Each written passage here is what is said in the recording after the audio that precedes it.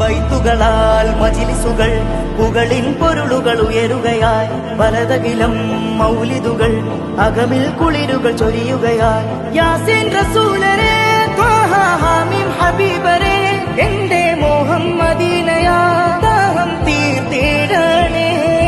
പാട്ടിൻ ശ്രുതിയിലായി ഇശലുകൾ നാട്ടിൽ സുറൂറുമായി ദഫിൻ താളം തുടിക്കയായി